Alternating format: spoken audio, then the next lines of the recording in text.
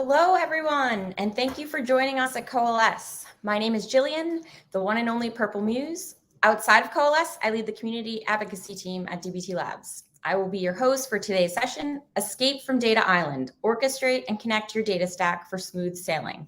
And joining us from Shipyard today are CEO Blake Birch and Developer Relations Advocate and Data Analyst Stephen Johnson to talk about how Shipyard can help you integrate the tools you already have in your data stack and how DBT fits into the picture. Before we jump into things, some recommendations for making the most out of this session. All of the conversation in chat is taking place in the Coalesce Escape from Data channel of the DBT Slack. We encourage you to ask questions, make comments, or react to anything at any point in the channel. Speakers will hop into the channel after the session to answer your questions. With that, let's get it started. Over to you, Blake and Stephen. Thanks so much, Jillian. And thank you everyone else for joining us for Escape from Data Island. And today we're going to talk through how you can orchestrate and connect your data stack for smoother sailing. As mentioned, I'm Blake Birch. I'm the co-founder and CEO of Shipyard. And joining me is Stephen Johnson, our data community advocate. You'll be hearing from him later.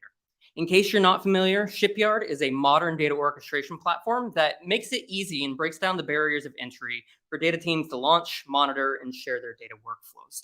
There's a lot of ways that things can go wrong whenever you're building out data workflows. And between the two of us, we've worked with SMBs all the way to Fortune 500 to figure out how you can run these pipelines seamlessly. And today we're here to share a little bit of knowledge that we've had from experience of how to make sure that things can be connected and orchestrated smoothly. So without further ado, welcome to Data Island. It was recently voted the worst place on Earth by over 10,000 data practitioners. And whether you recently washed up ashore here or you've been visiting for a while, we're so glad that you're here. And for those of you just joining us for the first time, welcome, because you might be here whether you realize it or not. Because Data Island is really easy to get onto, but really difficult to get off of. And so there's some sure signs that you can look at to make sure and see if you're living on Data Island. Now, one of those ways that you're on a data island is if you have a bunch of different data tools that are running A to B solutions and they're not talking to each other. They're just running independently, doing their own thing and saying that they're successful at the end. Another way that you can be on Data Island is if your team has no clue how data gets used. If the data engineering team is setting up raw data sets, they're filling out a ticket, checking off the requirements, but they don't know what's being done with it afterwards. Or maybe your analytics engineering team is actively building out models for tables and views, but they don't know when those tables and views are being used, who's using them, how often, or anything else. That's another sign that you're on Data Island. Another big sign is that you have fires that break out regularly on your team. You're kept up at night on call or anything else like that, just trying to make sure that everything you've built is running successfully and isn't going to run into issues. If that's something that you're always worried about, then you're probably on a data island.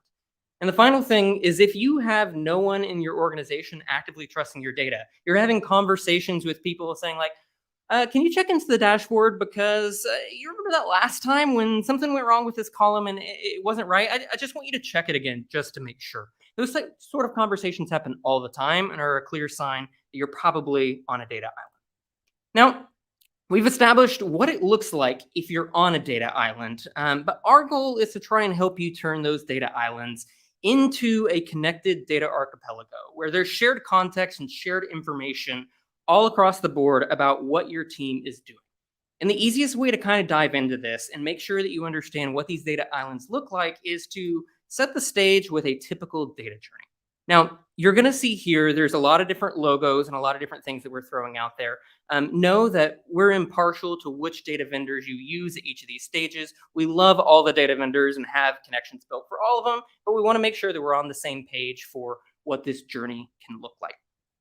So things start off in your organization where maybe the marketing team is trying to run email campaigns, and they're doing so through MailChimp. They want to help let customers know about product updates and discounts that they can potentially take advantage of.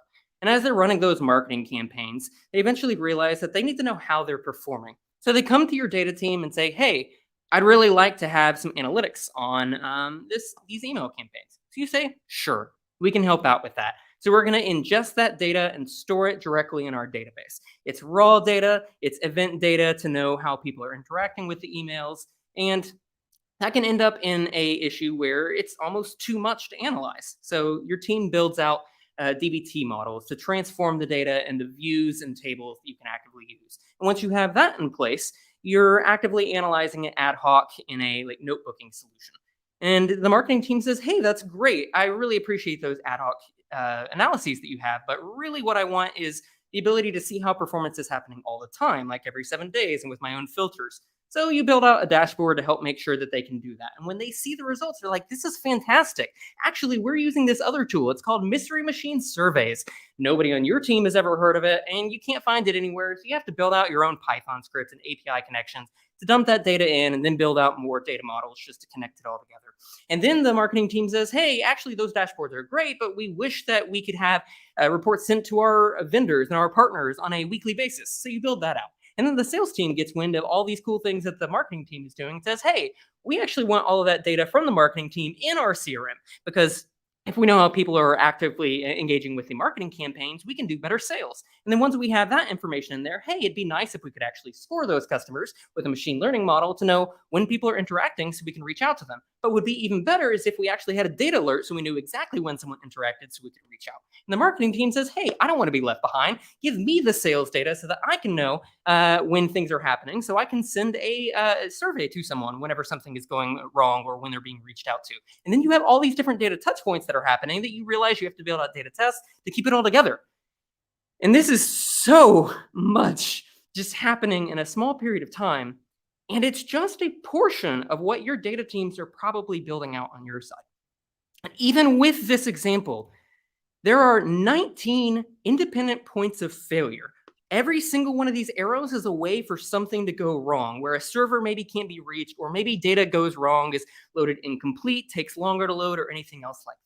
But as we've kind of been going through this entire scenario, I've been lying to you because these arrows don't actually exist. Instead, what you really have is 12 unique processes that are running, and everyone on your team is crossing their fingers, hoping that everything's going to work out and work in tandem with each other. And it's just not sustainable. And the next part of that is you not only have these unique processes that are running, but you have a independence of teams that are working with each of these different tools. So you have different people that are responsible for different parts of building out all of these processes. So this whole network becomes really convoluted. And again, you have more tools and alerts and models and sources and reports and everything else that your team is responsible for building, that your data team ends up focusing more on request ops than actually building out data ops.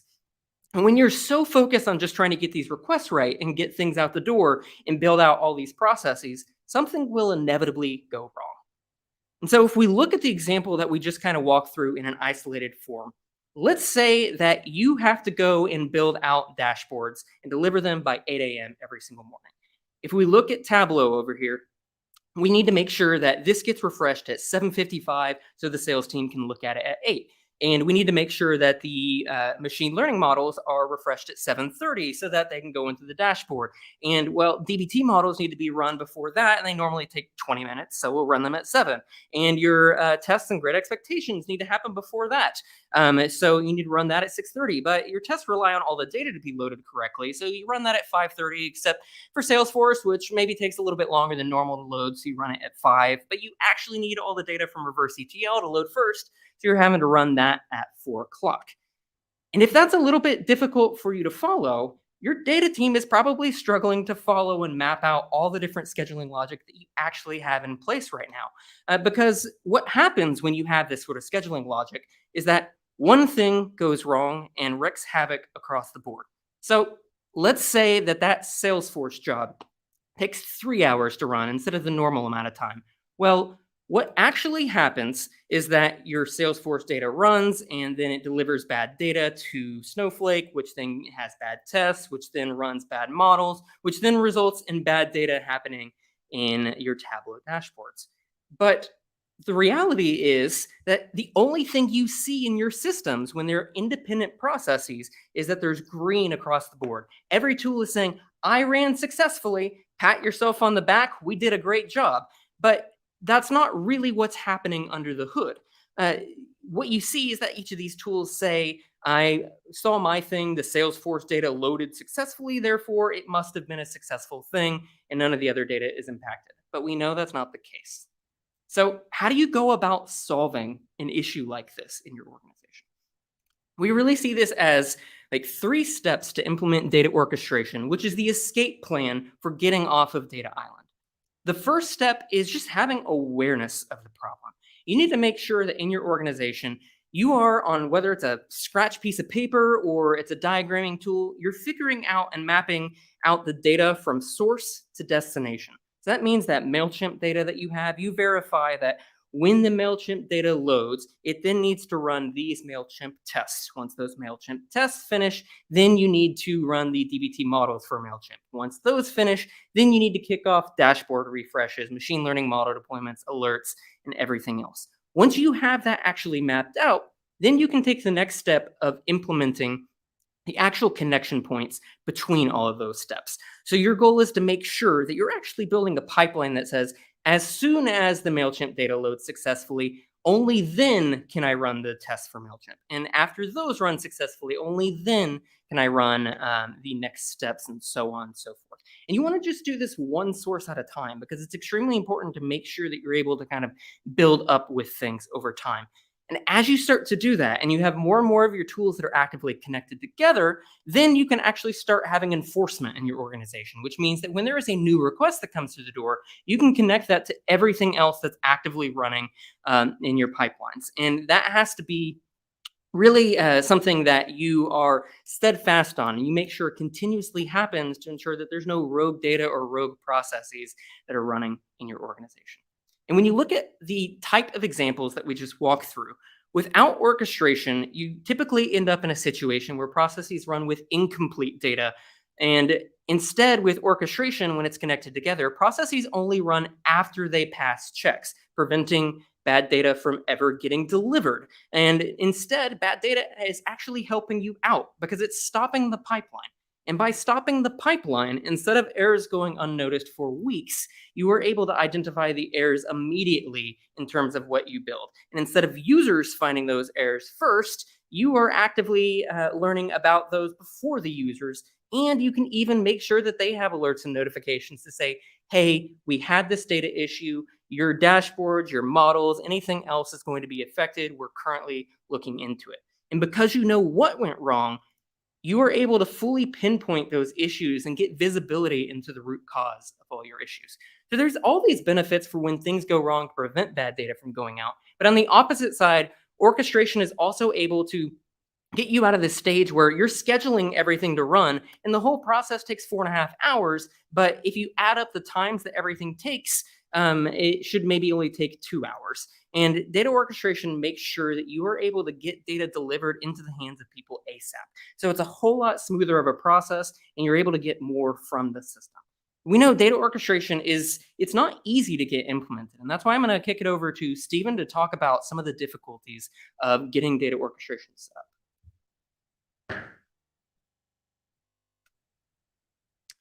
Thanks, Blake. Yeah, in my very first job, I transitioned into teaching, into being a data practitioner, and I was a one-man data team at a small lumber company in Alabama. And a consultant firm built out our full pipeline and our full data orchestration setup. And unfortunately, they set it up and didn't leave any kind of documentation for me. So then I found myself on that data island by myself. Had no way to get myself off of it. So unfortunately, what ended up happening was that we kept having failures occur on that system. And those failures required a full reset of the system to fully reload all the data. And then all that would then cause data issues for what was in there. And so it was just this cycle of failing and backing up and failing even more. And even on top of that, our finance team wanted more. Like they wanted us to be able to run our processes more so they could get fresher data throughout the day so that they could do their analysis. Unfortunately for me as a data team, I had to sit back and say, well, sorry, product team, that sucks. Like I can't give that to you because I'm spending all of my time just trying to fix what's broken.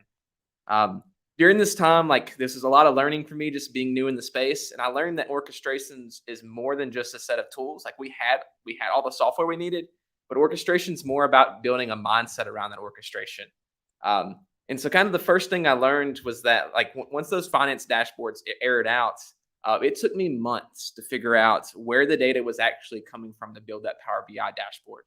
I had to go back through all the code, all the stored procedures, all the SQL, like all the source systems and find where that data was coming from. And so it took me months to ever find the source of where the data was coming from so I could actually fix it and try to build out a new system that the data could be built on. And then whenever I finally had that system in place, or whenever I had a fix in place that I thought was gonna solve the issue, I had no idea who would be affected by these changes. Would the changes that I was making to fix that old system, would that affect anyone else? Would that break maybe the marketing team? Would that break the operations team? I had no idea. And so I just had to kind of pray about it and hope that, hey, maybe this isn't going to break everything for the whole company. And thankfully it didn't. And then the third part, I learned this. This is probably my biggest learning, and it was the hardest learning, is that since I had no idea what was going on anywhere in the process, all of it fell on me. Since I did not know which processes were a part of each team's responsibility, I ended up being the one-man data team that had to manage every single process in the whole organization, which was just untenable. And so what I learned about orchestration being in the mindset is that you have to know what your data relies on, who will be affected by each change you make in your orchestration, and then which parties are responsible for resolution if things go wrong in your orchestration. And then tools and mindsets together is how you can build orchestration to take your organization into a modern data orchestration. Whenever a request comes into your team, it's really important that you can just go ahead and start to manage that request and make those changes to make sure your stakeholders get the data that they want. If you don't have your orchestration in place, you're having to go back through and go through where that data is coming from, like which processes can manage those things. But if you have your modern data orchestration in place, you're going to be able to go wrap it into that request and solve that issue for your users. And teams are generally so focused on working on things just so that they work that they don't even think about observability. Letting your stakeholders know when their data is ready allows them to take actionable steps as quickly as possible. But more importantly, you can see errors when they happen the moment that they happen, so that you can start fixing those, so that 3 weeks later, your analysts aren't saying, hey, Steven, that data that you sent me 3 weeks ago, I'm just now being able to look at it and it's all wrong. Because then you have to go through 3 weeks of errors versus just 10 minutes of errors if you find at the moment that it happens. And then also, we would love to say that if you have orchestration done in your organization, that errors are going to go away forever. But it's just never going to happen, right? Like, we wish that was the case, but it's not going to happen. But if you have the modern data orchestration in your organization, we can minimize the number of errors that we have. But then you can also make it so those errors are smaller. So you're not spending months cleaning up errors like I used to in my first job, but you can maybe spend 1 day fixing that error, which is going to help out a lot. And of course, we might be a little bit biased, Blake and I, but we think Shipyard is a great tool to allow you to start taking these steps towards the modern data orchestration. Let's jump over into Shipyard and look and see how easy it is to start building workflows.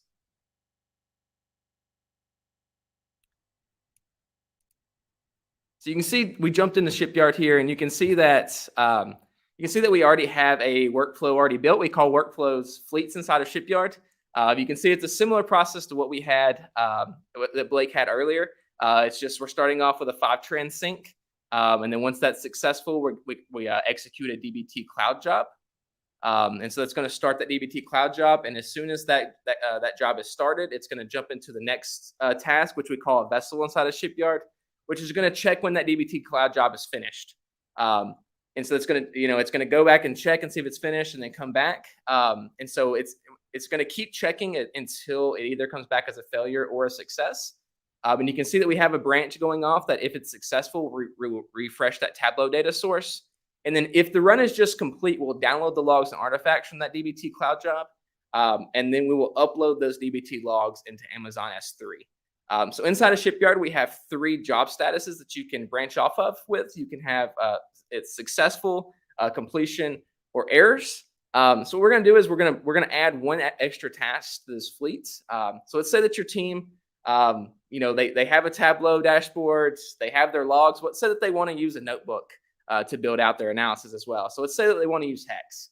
So we can search for our Hex blueprints. And we have our Hex run project blueprint already built in. So you can drag that up there. So first you want to name your vessel, just run Hex project. And you can see with as simple as 2 inputs, the project ID and the API token from Hex, That's all you need to get that up and running inside of Shipyard, inside of any fleet that you want to use. So once you paste those in there, you can connect that to the check run status vessel that we had earlier. And you can even see that the API token is hidden inside of the UI so that, if someone's peeking over your shoulder at work, they can't see that API token, so they can't use it as well. But you can see we connected those with a success branch, and then we save this.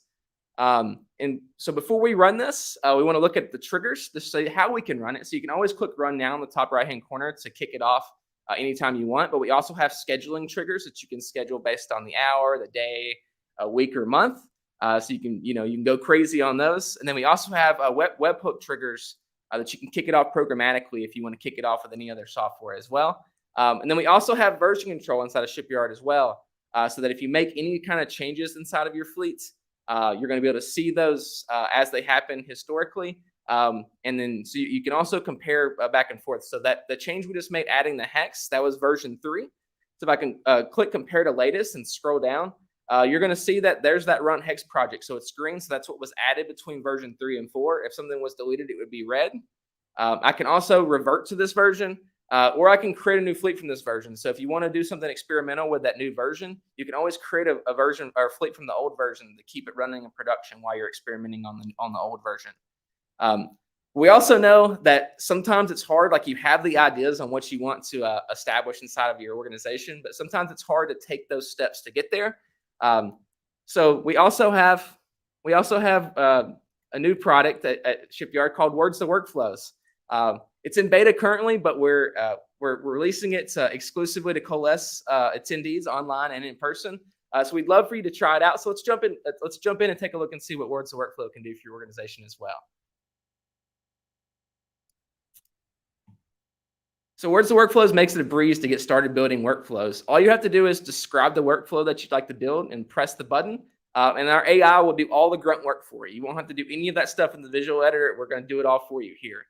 So looking at the workflow, you can see that we're just downloading some stock prices for some companies, adding a column with the today's date, and then sending that file to Slack to the stocks channel, tagging Blake and I. And then we're going to upload it to Snowflake. So you can see going through this YAML file, you can see each task. So you can see there's the send the file to Slack, upload to Snowflake. You can see we even have guardrails as well as connections and triggers down there as well. So it's as simple as clicking the copy my workflow button, jumping into Shipyard, clicking new fleet, switching over to the YAML editor, and then it's as simple as just copying and pasting it into Shipyard. And you can click save and finish, and then go back to edit fleets, and it's going to take you to our visual editor so that you can click on each individual vessel. It's going to take you to see what was created using Words to Workflow if it's custom code. And you can also go to any of our blueprints and you can fill out those inputs. Like you can see username. They all say fill this out because you'll need those to be filled out to actually run it successfully. So we hope that Words to Workflow, Words to Workflow is a great way to take something from an idea and take it into something tangible in just minutes. We're excited for you to try it out. So feel free to come see us, or we'd love to show you the ropes if you're here in person with us at Coalesce as well. And see, so with the combination of tools like Shipyard and an orchestration mindset, you're on your way to banishing data islands forever. Here's what we think that'll look like. Unfortunately, orchestration generally falls on one person. So building data workflows in an organization generally falls on one person while everyone else is building the SQL models that they need in data engineering. In an ideal state, everyone on your team should be able to take ownership of this orchestration process. Whether that's an analyst to a data engineer to a data scientist, they should own some part of the orchestration process so that you can set up data workflows together so everyone can have ownership on them. Everything being connected allows your team to manage the whole process much easier than trying to manage each software individually. Again, it protects you from creating that data island that you don't think about creating until it's too late. And then if everyone can track progress of a workflow, it allows everyone across your organization to take ownership of the process. And so it's visible so that if something happens, they see it and they know that something they can go ahead and start working on the fix as well. And the first step that most analysts take in organizations when they get their data from the data engineering team is they take the days, the weeks, sometimes the months verifying that data.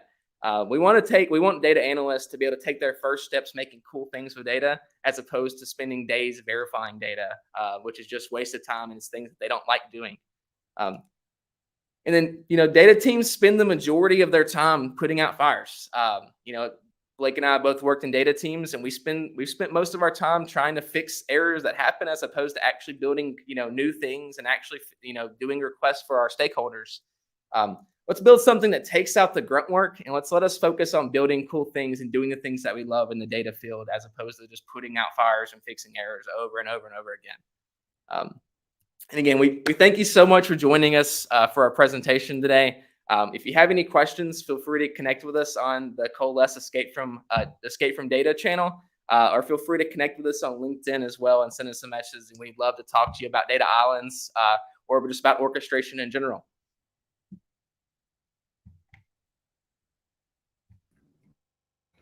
All right. Thank you, everyone, for attending. Let's give it up for our speakers, Blake and Steven. Thank you so much. I don't know about everyone else, but Data Island hit a little bit too close to home.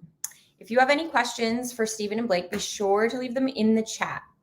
Our next talks are starting in 15 minutes. We have empathy building in data work and how Preset integrates with DBT and Apache Superset to deliver on headless BI. See you over there.